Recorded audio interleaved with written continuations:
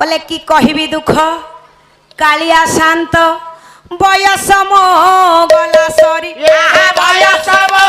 गला सरी बयस मो गला सरी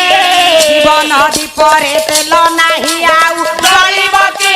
पूर्व परी भागवत प्रधान संकीर्तन जगतर जी गणेश गणेश उपाधि जी पाइथिले बापा नामटा तांकर कोन कीर्तन गणेश भागवत प्रधान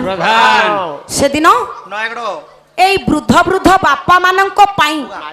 शेष जीवन रे शेष दिधाड़ी कथा लिखि दे कि गले ए पुओ ये तो हला मंजी कौन मंजी ना जेति की दर्शक मो बापा भाई माने बसी छंती समस्त हेले विज्ञ प्राज्ञ गुणी ज्ञानी किए बापा काव्य न जानी किए रामायण न जानी किए महाभारत न शिखी खाली पाला भितरे वार्ताटा कौन गायक गायिका माने हेले गण शिक्षक आ शिक्षयत्री समाज को शिक्षा दबा कौन तेबे बापांकर अनुरोधर गीत धाड़ीटे गाउची भागवत प्रधान से दिन जगन्नाथ धाम को जाई जीवन शेष अमूल्य दी धाड़ी कथा बापा लिखिदेले से दिन शांत को दुखटा जनाउछंती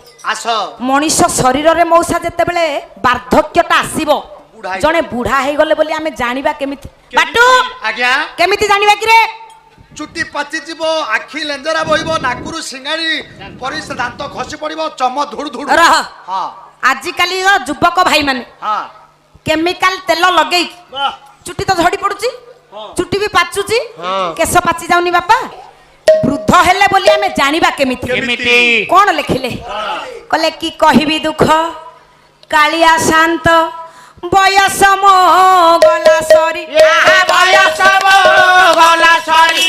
बयस मो गला सरी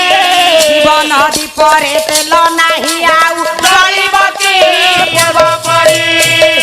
कले हे कालिया शांत आउ दुखटा कौन अच्छी जे जणेबी हे प्रभु जेते बेले अंगरे यौवनटा थिला जेमिति बलटा थिला दीप भितरे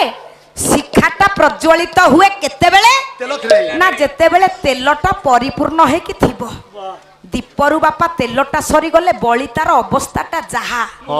ठाकुरन को से दिन दुख जणेले जे भागवत प्रधान हे ठाकुरे आउ दुखटा कोन कहिबी मो अवस्था कथा हेला ताहले केमिति जानिले बोले मो केश थिला कोला पाची हेला धळा रूप मोर हेला बुढ़ा हे रूप मोर हेला बुढ़ा रूप मोर हेला बुढ़ा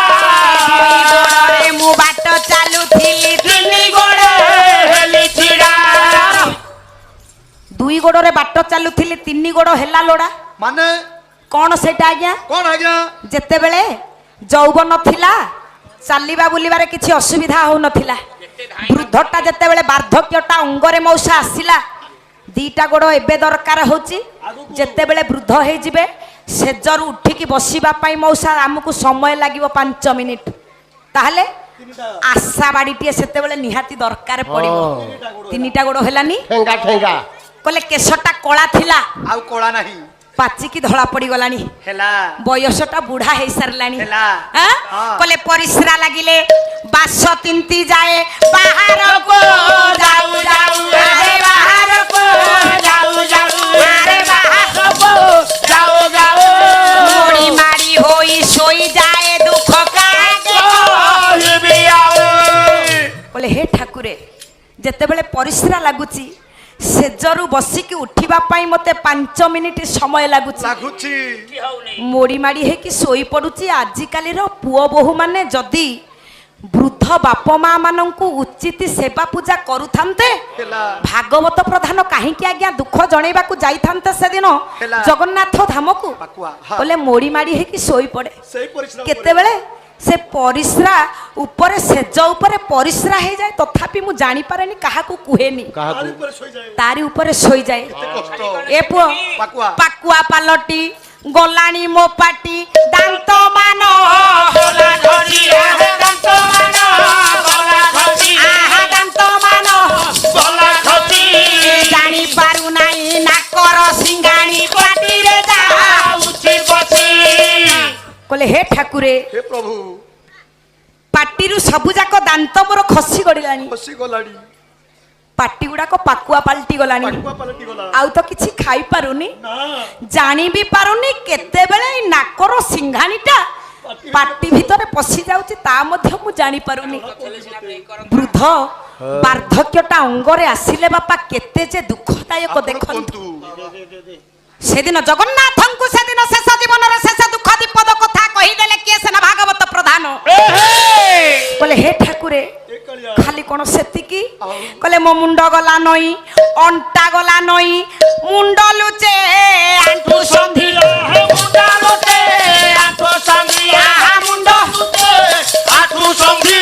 ବନ୍ଧୁ ବାନ୍ଧବକୁ ଦେଖିଦେଲେ ଦୁଃଖ ସରେ ନାହିଁ କହିଲେ ହେ ଠାକୁରେ ଯଦି କୌଣସି ବୃଦ୍ଧ ବାପା ଘରେ ମଉସା ଭଲରେ ଥିବେ ଭଲ କଥା ଯଦି ପୁଅ ବୋହୂଙ୍କଠୁ ଦୁଃଖ ପାଉଥିବେ ବନ୍ଧୁ ବାନ୍ଧବ ଜ୍ଞାତି ପରିଜନ ଯଦି ଆସିକି ପହଞ୍ଚି ଗଲେ ଆତ୍ମୀୟ ପରିଜନକୁ ଦେଖିଲେ ବାପା ଦୁଃଖଟା ଆଖି ପଟେ ଲୁହ ହେଇକି ଝରି ଆସେ ଆପେ ଆପେ କହିଲେ ବନ୍ଧୁ ବାନ୍ଧବକୁ ଦେଖିଦେଲେ ଆଉ ଦୁଃଖ କହିବି କଣ ଦୁଃଖଟା ଆଖି ଆଗରେ ଝରି ଆସେ କହିଲେ ହେ ଠାକୁରେ ମୋ କର୍ମ ଜୀବନର ସାଥୀଟିଏ ମୋର କେତେ ଗଲେଣି ଚାଲି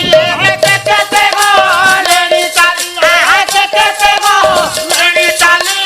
ସପନରେ ନୀତି ଡାକୁଥାନ୍ତି ମୋତେ ଚାଲି ଆସ ଆସ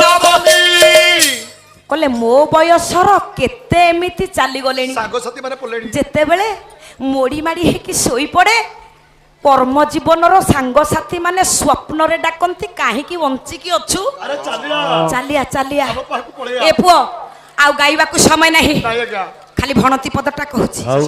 କାରଣ ବିଷୟବସ୍ତୁ ଅନେକ ବାଟରେ ରହିଲାଣି ନୀତି ଶିକ୍ଷା ଭିତରେ କୁଆଡୁ ଗୋଟିଏ ଯଦି ଆଲୋଚନା ହେଲା କେତେ ବାଟ ଯାଉଛି ସେଦିନ ଭାଗବତ ପ୍ରଧାନ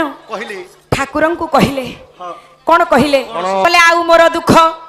କହିବା ପାଇଁ ତ ପ୍ରଭୁ ଶକ୍ତି ମୋର